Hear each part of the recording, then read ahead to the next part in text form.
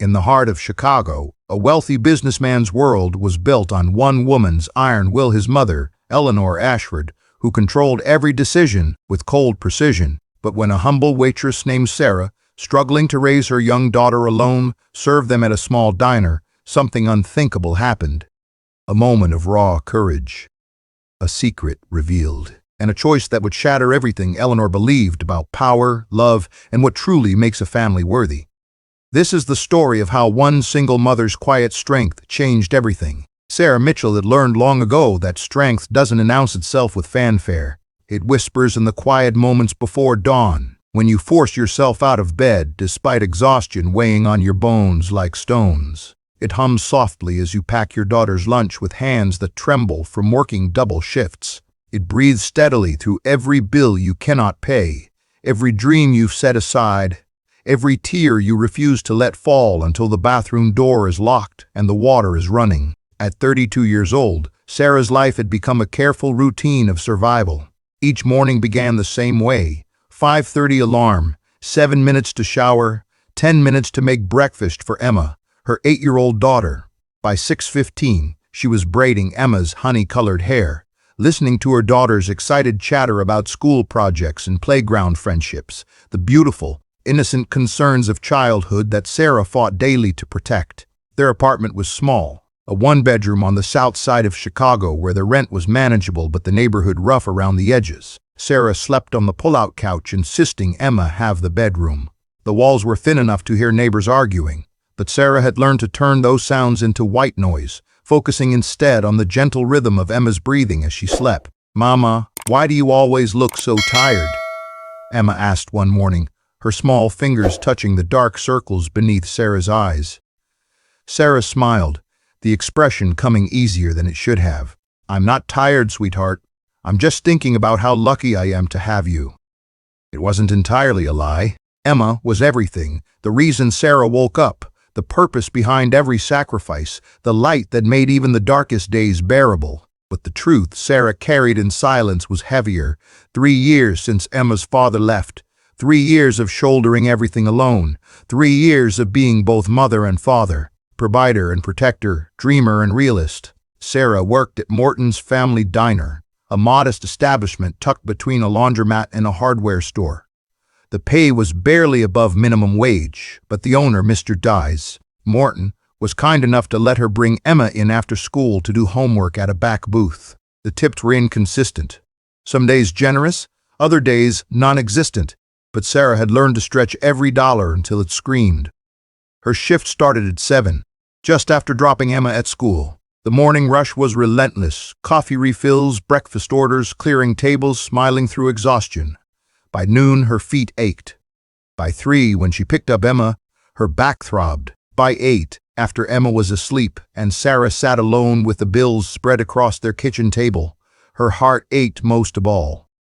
The mathematics of poverty were cruel and exact. Rent, $800, utilities, $150, groceries, $200 if she was careful. Emma's school supplies, clothes she'd outgrown. The occasional field trip fee. These weren't luxuries but necessities that felt like luxuries when money was this tight. Sarah's monthly income barely covered the basics, leaving nothing for emergencies, nothing for savings, nothing for the future she desperately wanted to build for her daughter. "We're going to be okay," Sarah whispered to herself each night, a prayer and a promise. "We're going to make it through." Emma never complained. She wore hand-me-downs without question, understood when Sarah said they couldn't afford new toys, and never asked why other kids had fathers who came to school events while hers did not. The child's resilience broke Sarah's heart even as it filled her with pride. Emma deserved so much more than this careful, constrained life. She deserved security, opportunities, choices. On a Tuesday evening in late October, as autumn painted Chicago in shades of gold and rust, Sarah tucked Emma into bed and returned to the kitchen table where bills awaited like patient predators. The electric company was threatening disconnection.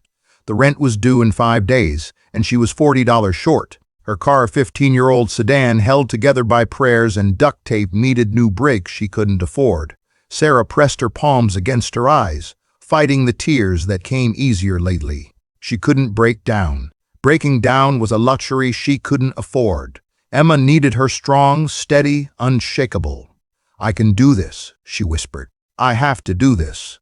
The next morning brought no miracles, only the same alarm, the same routine, the same grinding weight of responsibility. But Sarah rose anyway, braided Emma's hair anyway, smiled anyway, because that's what mothers do. They carry the weight of yesterday into today, hoping tomorrow might be lighter, never quite believing it will be, but moving forward nonetheless. At Morton's diner, the morning rush was particularly demanding. Sarah moved through her section with practiced efficiency, refilling coffee cups and delivering plates of eggs and toast with a smile that had become second nature. She had learned that people tipped better when you seemed happy, so she wore happiness like a uniform, even when her soul felt threadbare. By 10 o'clock, the breakfast crowd had thinned, leaving Sarah a moment to catch her breath. She stood by the kitchen door, rolling her aching shoulders when Mr. Morton approached with an unusual expression, something between concern and hope. "Sarah, I need to talk to you about something," he said, his weathered face creasing with worry. "I hate to do this, but business has been slow. I'm going to have to cut everyone's hours by 10% next month." The words hit Sarah like a physical blow. 10% might not sound like much, but when you're already barely surviving, it's the difference between making rent and eviction, between food on the table and going hungry. "I understand, Mr. Morton," Sarah said, her voice steady despite the panic flooding her chest. "Thank you for letting me know." She returned to her section, the smile now requiring more effort, the weight of yesterday suddenly crushing against the fear of tomorrow. How would she make up those lost hours? Where would she find the money? What would she tell Emma? But Sarah had learned one truth above all others: you keep moving. When life pushes you down, you stand up. When circumstances conspire against you, you find another way. When hope seems foolish, you hope anyway. Because that's what single mothers do. They shoulder the impossible and call it Tuesday. Across the city, in a glass tower that pierced the Chicago skyline like a declaration of dominance, Eleanor Ashford surveyed her empire with the cold satisfaction of someone who had built everything through sheer will and strategic ruthlessness. At 68, she remained formidable, sharp-featured, impeccably dressed, her silver hair styled in a way that suggested elegance and control in equal measure. The Ashford name meant something in Chicago. Real estate investments, political connections. Eleanor had spent 4 decades building a fortune that insulated her family from the uncertainties that plagued ordinary people. She had survived her husband's death 20 years ago, raised her only son Marcus to understand that weakness was unacceptable, and maintained control of every aspect of their lives with an iron grip wrapped in expensive silk. "Marcus, we need to discuss the Peterson merger," Eleanor said, not looking up from the financial reports spread across her desk. "I've reviewed their proposal, and it's insufficient. We'll counter with terms that give us majority control." Marcus Ashford, 40 years old and nominally the CEO of Ashford Enterprises, stood by the window with his hands in his pockets. He had his mother's sharp features but lacked her hardness, a fact Eleanor never failed to remind him of. "Mother, the Peterson family has been fair in their negotiations. If we push too hard, they might walk away from the deal entirely." Eleanor's eyes snapped up, cold and dismissive. "Then they weren't serious partners to begin with. We don't accommodate weakness, Marcus, we exploit it. That's how we've maintained our position. Sometimes being fair isn't weakness. Fairness is a luxury we provide to those who've proven themselves useful," Eleanor interrupted. "You still haven't learned that sentiment has no place in business, or in life for that matter." This was a familiar dynamic, worn smooth by decades of repetition. Eleanor controlled everything: business decisions, social connections, even Marcus's personal life. He had married once, a woman he loved deeply, but Eleanor had deemed her unsuitable, too common, too emotional, not strategic enough for the Ashford legacy. The marriage had ended after 2 years, eroded by Eleanor's constant interference and Marcus's inability to stand up to his mother. Now at 40, Marcus was successful by any external measure but hollow in ways he barely acknowledged. He had wealth, power, respect, everything except autonomy, happiness, or the courage to claim his own life. "We have a charity function this evening," Eleanor said, returning her attention to the reports. "The Children's Hospital Gala. We'll make an appearance. Write a substantial check. Ensure the press captures us looking appropriately philanthropic." Do we actually care about the children's hospital, or is this just for appearances? Eleanor's expression flickered with something like disappointment. Marcus, caring is irrelevant. What matters is how we're perceived. The Ashford family supports worthy causes because it reinforces our position in society. Whether I personally feel emotional about sick children is beside the point. That's a bleak way to live, Mother. It's a successful way to live, Eleanor corrected. Emotion clouds judgment. I built everything we have by making logical decisions, not sentimental ones. You would do well to remember that.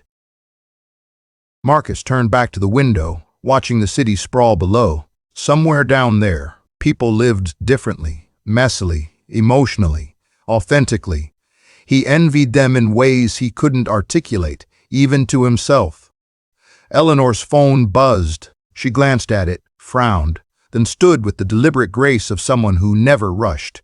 I need to take this call. We'll continue this discussion later. And Marcus, wear the navy suit tonight. It photographs better.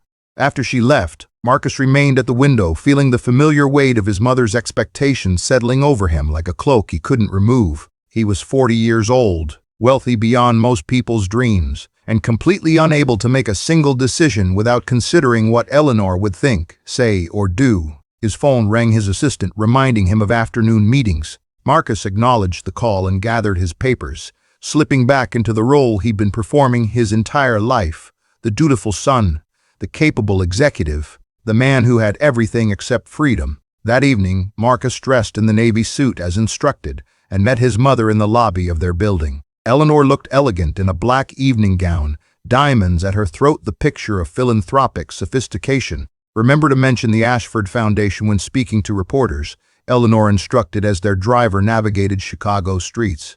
And smile, Marcus. You look like you're attending a funeral. Perhaps I am, he muttered. What was that? Nothing, Mother. The gala was exactly what Marcus expected. Wealthy people congratulating themselves for writing checks, networking disguised as charity, suffering transformed into social currency. He moved through the crowd with practiced ease, shaking hands, making appropriate conversation, playing his part perfectly. Eleanor worked the room like a general surveying her troops, ensuring the Ashford name was mentioned frequently and favorably. She donated a substantial sum, posed for photographs, and made a brief speech about the importance of supporting children's health care, all while maintaining the emotional distance of someone discussing quarterly earnings rather than sick children. On the drive home, Eleanor seemed satisfied. That was productive. The press coverage will be excellent, and we've strengthened our relationship with several key board members. Marcus stared out the window, watching the city lights blur past. Marcus, are you listening to me? Yes, Mother. It was a productive evening. You seem distracted lately. If something is troubling you, address it. Distraction leads to poor decision-making. I'm fine, Mother. But he wasn't fine. He was 40 years old and had never made a single major decision without his mother's approval. He was wealthy, but felt impoverished. He was powerful, but felt weak. And somewhere beneath the years of conditioning and compliance, a quiet voice was asking questions he didn't know how to answer. What would his life look like if Eleanor wasn't controlling it? Who would he be if he chose his own path? Was it too late to find out? These questions followed Marcus home that night, whispered through his dreams, and greeted him the next morning with unsettling persistence. He ignored them, as he always did, and prepared for another day of living the life his mother had designed for him. Because that's what he knew. That's what was safe. That's what Marcus Ashford had always done. On a Thursday afternoon, when autumn sunlight slanted through Morton's diner windows and golden bars, two worlds collided in the most ordinary of ways. Eleanor Ashford had never stepped foot in a place like Morton's. The very idea would have seemed absurd. Why would someone of her position eat in a modest diner when Chicago offered countless upscale restaurants? But circumstances had conspired. A meeting that ran late, unexpected road construction, and a diabetic episode that required Eleanor to eat something immediately. This is unacceptable, Eleanor muttered as their driver pulled up to the diner. There must be somewhere more suitable nearby. Marcus, who had noticed his mother's trembling hands and pale complexion, overruled her for perhaps the first time in his life. Mother, you need to eat now. This place is fine. They entered Morton's diner like foreign dignitaries visiting unfamiliar territory. Eleanor's designer coat and Marcus's tailored suit seemed to absorb the light, announcing their otherness to every person in the room. Conversations quieted, heads turned, and Sarah, wiping down a corner booth, felt her stomach tighten with the particular anxiety that comes from serving customers who clearly don't want to be there. "Welcome to Morton's," Sarah said, approaching with menus and the professional smile she'd perfected. "Sit anywhere you'd like." Eleanor surveyed the diner with barely concealed distaste, noting the worn vinyl booths, the dated decor, the scratched countertop. But her hands were still trembling, so she followed Marcus to a booth near the window and sat with the careful dignity of someone trying to maintain composure in unfavorable circumstances. Sarah approached their table, order pad ready. "Can I get you something to drink while you look at the menu?" "Coffee. Black," Eleanor said without looking up, "and I'll need something with complex carbohydrates immediately. I'm diabetic." "I'll have coffee as well," Marcus said, offering Sarah an apologetic smile that didn't quite reach his eyes. "And could you bring some orange juice for her first? It might help faster." Sarah nodded and hurried to the kitchen. She poured the coffee and juice with hands that had steadied through years of practice, despite the nervous flutter in her chest. There was something about the older woman's cold demeanor that reminded Sarah of every person who had ever looked through her, instead of at her, every customer who had treated her as invisible help rather than a human being. When she returned with the drinks, Eleanor had composed herself enough to study the menu with obvious skepticism. "What would you recommend?" Marcus asked, genuine curiosity in his voice. "The Turkey Club is popular," Sarah offered, "and the soup today is homemade chicken noodle. Both come with." "I'll have egg white omelet, dry wheat toast, no butter," Eleanor interrupted. "And make sure the eggs are thoroughly cooked. I don't trust establishments like this to maintain proper food safety standards." The words landed like small cuts, precise and intentional. Sarah felt a familiar burn of humiliation, but kept her expression neutral. "Of course. And for you, sir?" "I'll have the Turkey Club, please." "It sounds perfect." After Sarah left with their orders, Eleanor sipped her coffee with a grimace. "This is barely passable. And did you notice the way that waitress looked at us? As if we were the ones out of place. Mother, she didn't look at us any particular way. She's just doing her job." "People in these positions always have an attitude," Eleanor continued, her voice carrying across the quiet diner. "They resent anyone with success because they're too lazy or incompetent to achieve it themselves." Sarah, clearing a nearby table, heard every word. Each syllable was a stone thrown at her dignity, her effort, her worth. She had worked 2 jobs while pregnant. She had gone hungry so Emma could eat. She had sacrificed sleep, health, and any semblance of a personal life to provide for her daughter. And this stranger, this woman who had probably never struggled a day in her life, had reduced all of that to laziness. But Sarah said nothing. She couldn't afford to lose this job, so she swallowed the anger, carried the empty plates to the kitchen, and reminded herself that she was doing this for Emma. That was all that mattered. When she returned with their food, Eleanor examined her omelet with the scrutiny of a health inspector. "This appears acceptable." "Barely." Marcus, watching Sarah's carefully neutral expression, felt an unexpected stab of shame. "Thank you," he said quietly. "This looks great."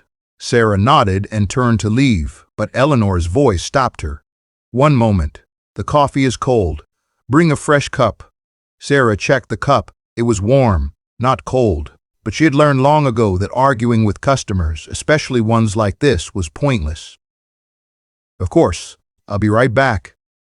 In the kitchen, Sarah leaned against the counter and allowed herself 5 seconds of frustration before pouring a fresh cup of coffee that was identical in temperature to the first. When she delivered it, Eleanor didn't even acknowledge her, already engaged in conversation with her son about some business matter. Marcus ate his sandwich largely in silence, occasionally glancing at his mother, who picked at her omelet while simultaneously checking her phone and making critical observations about the diner's ambiance, service, and clientele. "Look at that child over there," Eleanor said, nodding toward a back booth where Emma sat doing homework, having come straight from school. "Unattended in a public restaurant. Where are the parents?" This is exactly the kind of neglectful behavior that perpetuates poverty. Marcus followed his mother's gaze and saw a young girl, perhaps 8 or 9, bent over a textbook with focused determination. She looked well cared for despite her simple clothes, her hair neatly braided, her posture suggesting the kind of responsibility children shouldn't have to carry. Maybe her parent is working mother. Maybe they're doing their best.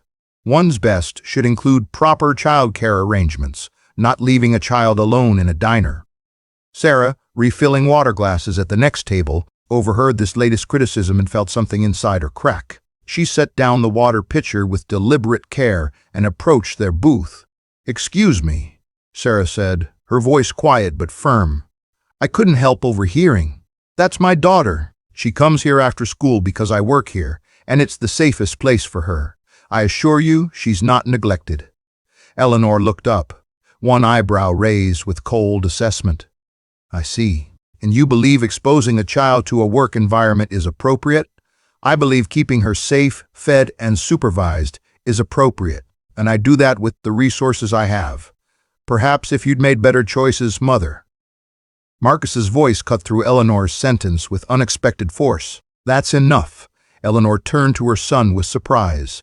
Marcus rarely contradicted her, and never in public.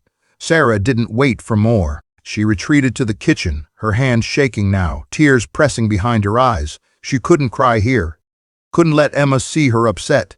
Couldn't give that terrible woman the satisfaction. "Mr. Brew," Morton found her taking deep breaths by the walk-in cooler. "You okay, Sarah?" "I'm fine. Just a difficult customer." "The woman in the corner booth?" "Yeah, she's a piece of work. Don't let her get to you. You're one of the best people I know." The kindness almost broke Sarah's composure entirely. She nodded, grateful, and returned to work. When Eleanor and Marcus finished their meal, the bill came to $32. Eleanor pulled out her wallet with visible distaste, as if the very act of paying for food in such an establishment was beneath her. Marcus, however, was already reaching for his own wallet. He left $60 on the table, nearly double the bill, and stood before his mother could object. "Let's go, mother. You've recovered enough." As they walked out, Marcus glanced back once at the diner. Through the window, he could see the waitress Sarah, she'd said, now sitting in the back booth with her daughter, helping with homework during what was probably a brief break. The girl was smiling at something her mother said, and Sarah's expression had transformed from the careful neutrality she'd worn at their table to something radiant and genuine. It was a glimpse of love so pure it made Marcus's chest ache with something he couldn't name. In the car, Eleanor was already moving on to other topics, the diner incident forgotten as irrelevant. But Marcus couldn't shake the image of that mother and daughter, couldn't stop thinking about the dignity Sarah had maintained despite his mother's cruelty, couldn't escape the growing realization that Eleanor's version of strength looked increasingly like heartlessness. "That waitress was impertinent," Eleanor commented, speaking to customers that way. She was defending her daughter, mother. "That's what parents do." "Parents," Eleanor said dismissively, "should teach their children about consequence and responsibility, not make excuses for their circumstances." Marcus said nothing, but something had shifted. A question mark had appeared in the carefully ordered narrative of his life, and it was asking, what kind of person have I become by never questioning this woman's cruelty? 2 weeks after the incident at Morton's diner, Sarah's carefully balanced world began to crumble. It started with Emma's cough, a small thing, barely worth mentioning, but by the 3rd day the cough had deepened, accompanied by fever that made Emma's skin burn to the touch. Sarah called in sick to work, losing a day's wages she couldn't afford to lose, and took Emma to the free clinic where they waited 4 hours to see a doctor. "Bronchitis," the doctor said, writing a prescription. "She'll need antibiotics and rest. Keep her home from school for at least a week." The prescription cost $43, money Sarah didn't have. She paid with her credit card. The one she'd promised herself was only for emergencies, watching the balance climb higher while her daughter coughed weakly beside her. That week, Sarah worked half shifts, racing home during breaks to check on Emma, who stayed with their elderly neighbor, Mrs. Chen. The arrangement was imperfect, Mrs. Chen. Chen was kind but forgetful, and Sarah spent every moment at work worried about her daughter. The lost wages compounded with the medical expenses. When the rent came due, Sarah was short by $215. She called her landlord, a man whose patience had worn thin over the years of late payments and desperate promises. "Sarah, I've been more than fair with you, but I have bills too. If you can't pay by Friday, I'll have to start eviction proceedings." "Please, Mr. Dawson, Give me 2 more weeks. I'll work extra shifts. I'll find a way. That's what you said last month. Friday, Sarah. I'm sorry. She hung up and stared at the phone, trying to calculate impossible mathematics. Even if she worked every possible hour, even if tips were miraculously generous, she couldn't make up the shortfall by Friday. That evening, after Emma was asleep, Sarah sat at their kitchen table with bills spread before her like accusatory letters. Electric, past due. Credit card, maxed out. Medical, unpaid. Rent, impossible.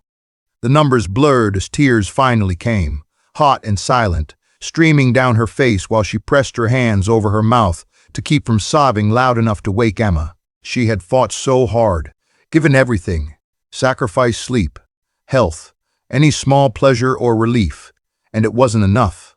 It was never enough. The system was designed to keep people like her trapped, drowning, failing despite their best efforts. Sarah thought about her parents, gone now, who had worked themselves to early graves in similar circumstances. She thought about Emma's father, who had promised forever and delivered abandonment. She thought about every dream she'd ever had. College, a career, stability, and how they'd been ground down to this moment of complete desperation. I can't do this anymore, she whispered to the empty kitchen. I don't know how to do this anymore. But even as she said it, she knew she would keep trying, because Emma needed her, because giving up wasn't an option, because what else could she do? The next morning, Sarah dragged herself to work with swollen eyes and a hollow feeling in her chest. Mr. Morton noticed immediately. Sarah, you look exhausted. Are you okay? I'm fine, she lied, the words automatic. Just tired. But she wasn't fine, and halfway through the morning shift, she made a mistake, delivered the wrong order. Forgot to refill coffee, confused 2 tables' bills. Small errors, but uncharacteristic for someone usually so competent. Sarah, take a break, Mr. Morton said gently. Go sit down for 15 minutes. She nodded gratefully and retreated to the back room, where she sat with her head in her hands, trying to hold herself together. The walls were closing in. Eviction meant homelessness. Homelessness meant losing Emma. Losing Emma meant the complete destruction of everything that mattered. When she returned to the floor, she moved mechanically through her section. Smile forced, movements automatic. And that's when she saw them again. Eleanor and Marcus Ashford sat in the same booth as before, apparently making this inexplicable stop at Morton's diner some kind of regular occurrence. Sarah's stomach dropped. She couldn't handle Eleanor's cruelty today. Not today, when she was already broken. But she had no choice. She approached their table with her order pad, summoning whatever remained of her professional composure. Welcome back to Morton's. What can I get you today? Eleanor barely glanced at her. Coffee, and I'll have the same as last time. Egg white omelet, dry wheat toast. I'll have coffee as well, Marcus said, and then, making eye contact with Sarah for the first time, he asked, How's your daughter? I hope she's well. The unexpected kindness in his question nearly undid Sarah completely. She blinked rapidly, fighting back tears. She's been sick, but she's recovering. Thank you for asking. I'm sorry to hear that. Being a parent when your child is sick must be incredibly difficult. Eleanor made a small sound of impatience. Can we order, please? Some of us have schedules to maintain. Sarah nodded and retreated with their orders, but Marcus's brief moment of genuine concern had cracked something open inside her. She stood in the kitchen, fighting tears while Mr. Morton plated their food. That's the second time those people have been here, he commented. Strange. They don't seem like our usual clientele. They're not, Sarah said quietly. When she delivered their meals, Eleanor was on her phone, speaking in the cold, authoritative tone Sarah had learned to recognize as her default. Marcus ate in silence, occasionally glancing at his mother with an expression Sarah couldn't quite read. Then, as Sarah cleared a nearby table, she overheard Eleanor's phone conversation. No, absolutely not. If they can't meet our terms, we'll find another property. There are always desperate sellers willing to accept less. That's how business works. Yes, I understand they're a family business, but that's not my concern. Sentiment doesn't pay dividends. Sarah felt something harden in her chest. Here was this woman, casually discussing crushing someone's family business while sitting in a diner where Sarah was fighting to keep her own family afloat. The injustice of it, The casual cruelty, the complete disconnect between Eleanor's world and her own was too much. She kept working, but something had shifted. Anger, usually suppressed beneath survival instinct, was burning through her exhaustion. When Eleanor and Marcus finished eating, Marcus again left an overly generous tip this time, $70 on a $35 bill. Sarah stared at the money, recognizing it for what it was, pity or perhaps guilt. Neither felt better than Eleanor's open cruelty, but she took the money anyway, because she needed it, because pride was another luxury she couldn't afford. That night, as Sarah tucked Emma into bed, her daughter asked a question that broke her heart. "Mama, are we going to have to move again?" Sarah's breath caught. "What makes you ask that, sweetheart? I heard you talking on the phone about rent. We had to move from our last place too, remember? Because we couldn't pay." Sarah pulled Emma close, breathing in the scent of her daughter's shampoo, fighting the tears that wanted to come. "We're going to be okay, baby. Mama's going to figure it out." "I could help," Emma offered, her voice small and serious. "I could get a job. Kids can deliver papers, right?" "Oh, Emma, no. Your job is to be 8 years old, to learn and play and grow. Mama's job is to take care of everything else." "But you look so sad all the time now." Sarah pulled back to look at her daughter's face, seeing concern there that no 8-year-old should carry. "I'm not sad, honey. I'm just tired. But I promise you, we're going to be okay."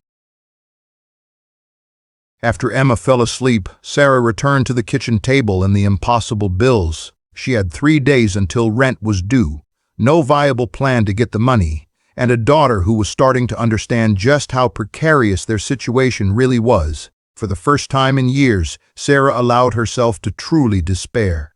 She had done everything right, worked hard, made sacrifices, never asked for handouts, always tried to maintain dignity and hope, and none of it mattered. The system was designed to keep people like her struggling, to ensure that no amount of personal effort could overcome structural injustice. But even in despair, Sarah knew she would keep fighting, because that's what mothers do. They fight impossible battles and call it love. On Friday morning, Sarah woke knowing it was her last day in the apartment. Mr. Dawson had been clear: pay by end of business or face eviction proceedings. She had $185 saved, $30 short of what she needed, with no earthly idea where to find the remainder. She dressed Emma for school with hands that shook slightly, packed her lunch with extra care, and walked her to the bus stop as usual. Emma, perceptive child that she was, hugged her mother extra tight before boarding. "It's going to be okay, Mama. I just know it." Sarah held on to those words like a lifeline as she headed to Morton's for her shift. The morning passed in a blur of automatic motions. Coffee poured, orders taken, plates delivered, tables cleared. Sarah moved to her section like a ghost, present but not really there, her mind frantically cycling through impossible scenarios. She could ask Mr. Morton for an advance, but he'd already given her one last month that she was still repaying. She could try to find something to sell, but she owned nothing of value. She could beg Mr. Dawson for more time, but she'd exhausted his patience months ago. At 10:30, Eleanor and Marcus Ashford walked through the door. Sarah felt her fragile composure crack further. Not today, please, not today. But they were already sitting in their usual booth, and she was their server, and she had no choice but to approach with her order pad and her practiced smile. "Welcome to Morton's. The usual for both of you." "Yes," Eleanor said, not looking up from her phone. "And make sure the coffee is actually hot this time." Something inside Sarah snapped, not dramatically, not loudly, but cleanly, like a thread pulled too tight finally breaking.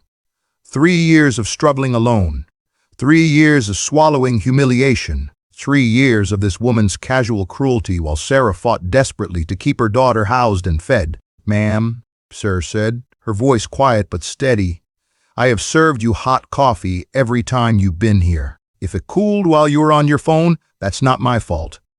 Eleanor's head snapped up, eyes sharp with surprise and outrage. "Excuse me, you heard me." Sarah could feel her heart pounding, knew she was probably about to lose her job, but the dam had broken, and truth was flooding out. "You've been coming here for weeks now, and every single time you've treated me like I'm invisible, like I'm less than human, because I serve food for a living, like my circumstances are my fault, like I deserve your contempt.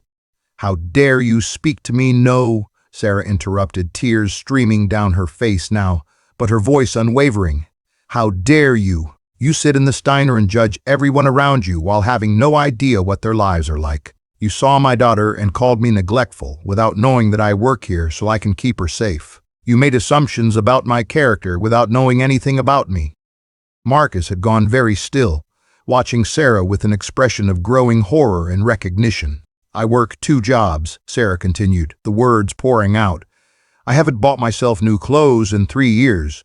I go hungry some days, so my daughter can eat. I am being evicted today because I'm $30 short on rent, and I have done everything humanly possible to be a good mother, and it's still not enough. So forgive me if I don't appreciate your judgment of my circumstances, when you've probably never struggled for a single day in your entire privileged life. The diner had gone completely silent. Every customer, every staff member was watching this impossible scene. A waitress standing up to a wealthy patron, crying openly while speaking truth to power. Eleanor's face had gone pale and flushed with anger. I will have you fired for this. I will speak to the owner immediately. Mother, stop. Marcus's voice cut through Eleanor's threat with unexpected authority. He stood looking at Sarah with something like anguish in his eyes. She's right.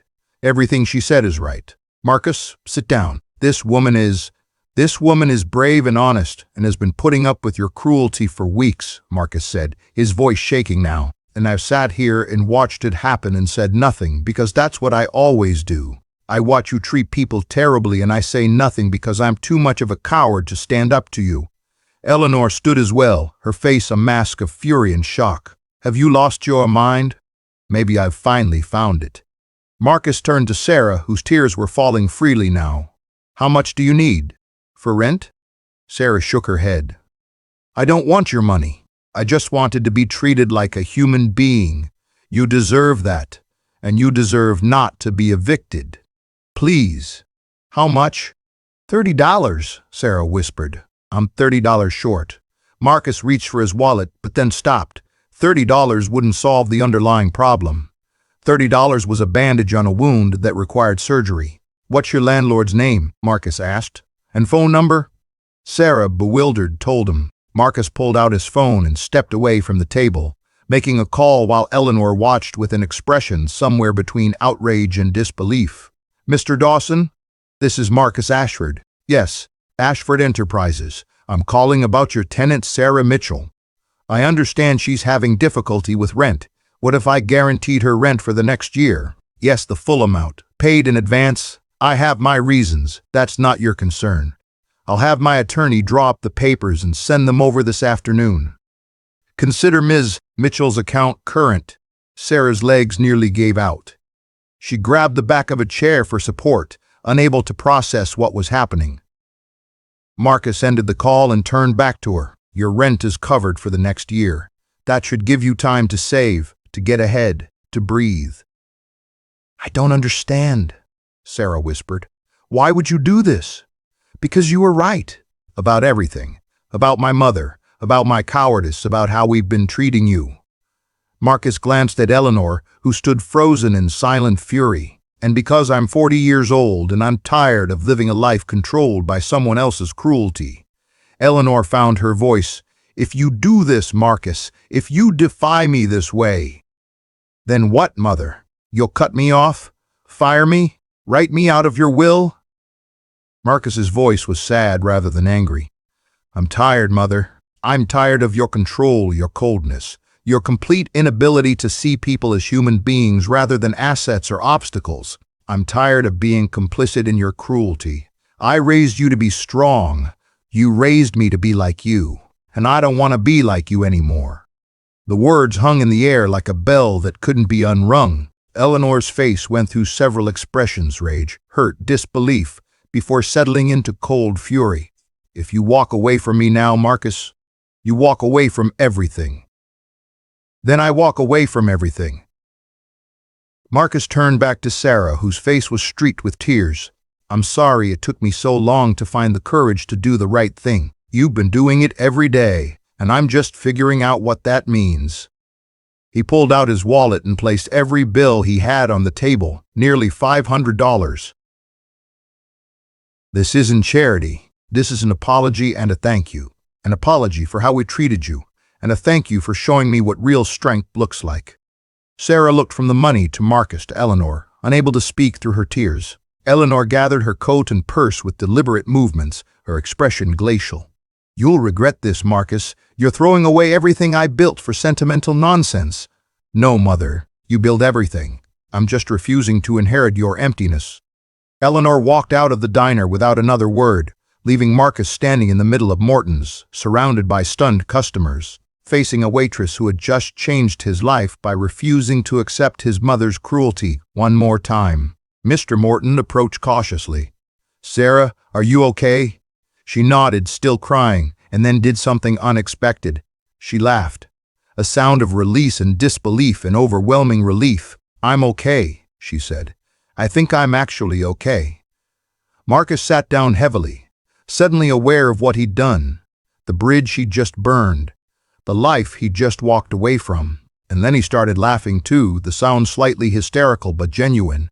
"I have no idea what happens next," he admitted. "Neither do I," Sarah said, "but at least we'll figure it out without someone telling us we're worthless." Around them, the diner slowly returned to normal. But nothing was really normal anymore. Something had shifted, changed, broken open in a way that couldn't be repaired and didn't need to be. 6 months later, Sarah stood in the same apartment, the one she'd been certain she'd lose, but everything felt different. The bills were paid. The refrigerator was full. Emma's laughter echoed from her bedroom where she played with new friends from school. The changes hadn't been immediate or magical, but they'd been real. With the security of rent covered for a year, Sarah had been able to finally breathe, to plan beyond just surviving the next day. She'd enrolled in online classes at the community college, working toward the accounting degree she'd abandoned years ago. Mr. Morton had promoted her to shift manager, a modest raise but significant for someone whose margins had been so thin.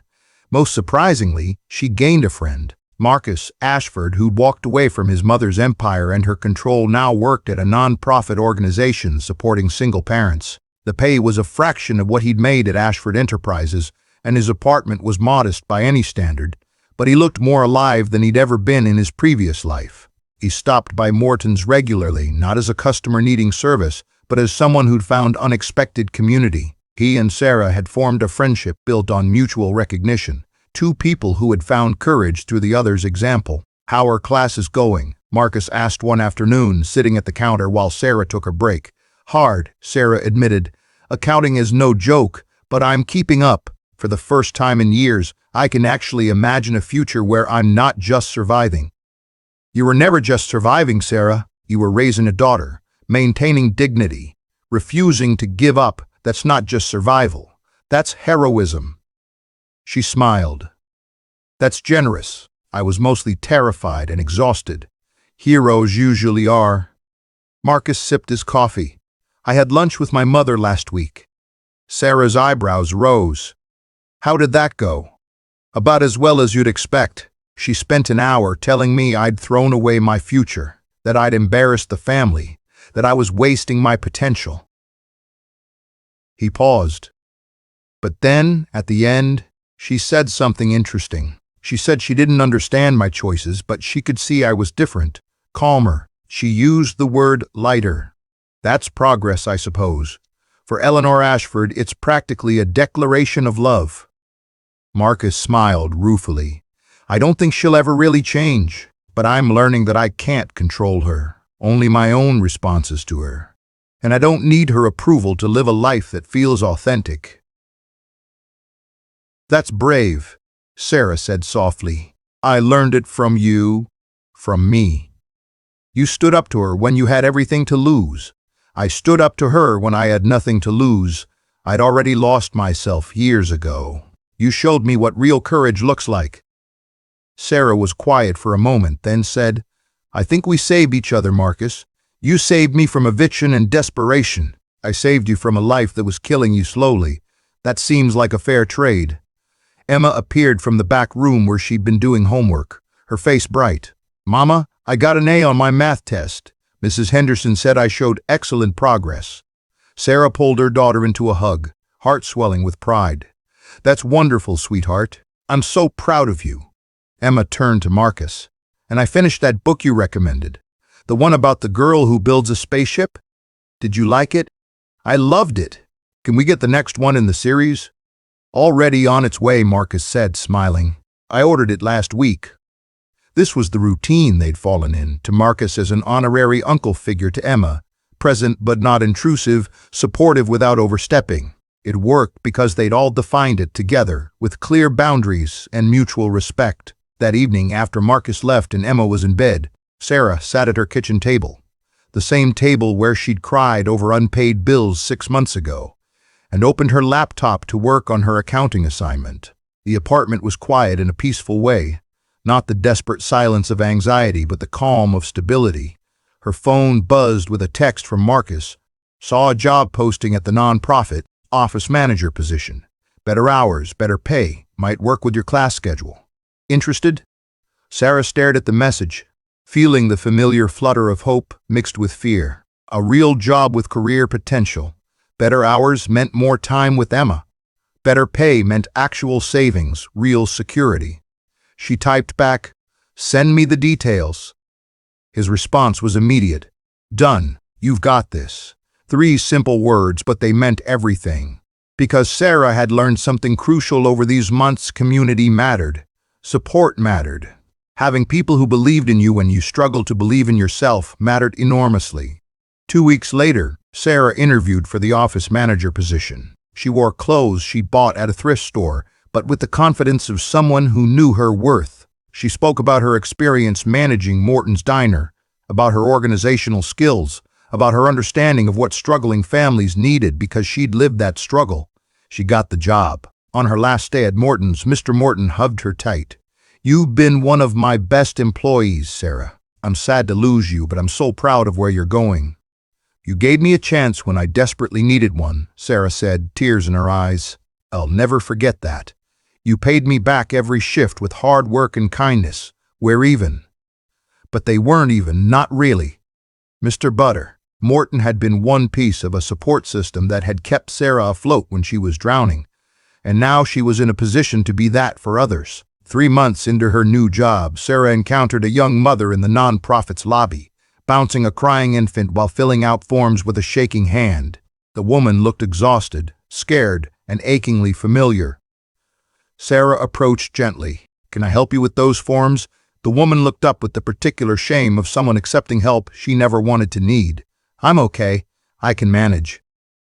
"I'm sure you can," Sarah said softly, "but you don't have to manage alone. That's why we're here." As she helped the woman navigate the paperwork, Sarah saw herself 3 years ago. Desperate, proud, terrified, and she understood viscerally why she was in this position now. Not just to work a job, but to be the support for others that she desperately needed. On Emma's 9th birthday, Sarah threw a party in their apartment, a real party with decorations and cake and Emma's friends from school. As she watched her daughter blow out candles, surrounded by friends and laughter, Sarah felt Marcus's hand on her shoulder.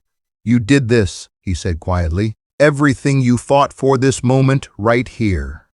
Sarah shook her head. "We did this. All of us. You, Mr. Morton, Mrs. Chen, everyone who showed up when I needed them. I've learned that strength isn't just about what you can carry alone.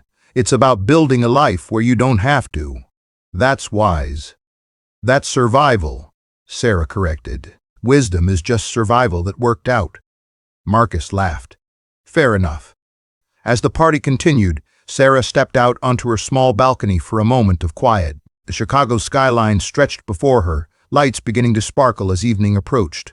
Somewhere in one of those towers, Eleanor Ashford was probably working late, building her empire of money and control. And somewhere in this modest neighborhood, her son had built something entirely different, a life of purpose and connection. Sarah didn't know what the future held. She was still taking things one day at a time, still working hard, still facing challenges. But the desperate edge of fear had softened. She had room to breathe now, space to plan, permission to hope. Her phone buzzed a text from Marcus. "Emma looks so happy. You're an amazing mother, Sarah." She smiled and typed back, We're all pretty amazing, actually. Figured that out together, didn't we? Yes, we did. See you tomorrow at the potluck. Wouldn't miss it. Sarah pocketed her phone and returned to the party. To her daughter's laughter and her friend's warm presence, and the life she'd built through sheer determination and the willingness to accept help when she needed it most. She had learned that being strong didn't mean carrying everything alone. It meant knowing when to ask for help, when to stand up for yourself, when to open your heart to others' struggles because they mirrored your own. Real strength was in community, in vulnerability, in the courage to keep showing up even when showing up felt impossible. And Sarah Mitchell, single mother, student, office manager, friend, she was stronger than she'd ever imagined possible. This story carries a truth that transcends its characters. Real wealth isn't measured in bank accounts but in humanity. Eleanor Ashford had millions but lived in emotional poverty. Sarah Mitchell had next to nothing but possessed the richness of love, dignity, and authentic connection. The lessons we can carry forward. Dignity cannot be purchased or destroyed. Sarah maintained her humanity despite desperate circumstances, while Eleanor's wealth couldn't buy her the one thing that matters, the ability to see and honor the humanity in others. Cruelty often masks fear. Eleanor controlled because she feared vulnerability. Marcus complied because he feared rejection. Sarah endured because she feared losing her daughter. But when Sarah finally spoke her truth, she freed not just herself but Marcus as well, showing that courage is contagious. Community is survival. Sarah didn't make it alone. Mr. Morton's kindness, Mrs. Morton, Chen's help, Marcus's intervention, all created a network that caught her when she fell. We rise together, or we don't rise at all. It's never too late to choose differently. Marcus was 40 when he finally found the courage to live authentically. Change is always possible when we decide that being true to ourselves matters more than others' approval. Children need presence, not perfection. Emma thrived not because Sarah provided material abundance, but because she provided love, consistency, and the security of being deeply valued. The best gift we give our children is showing up, especially when it's hard.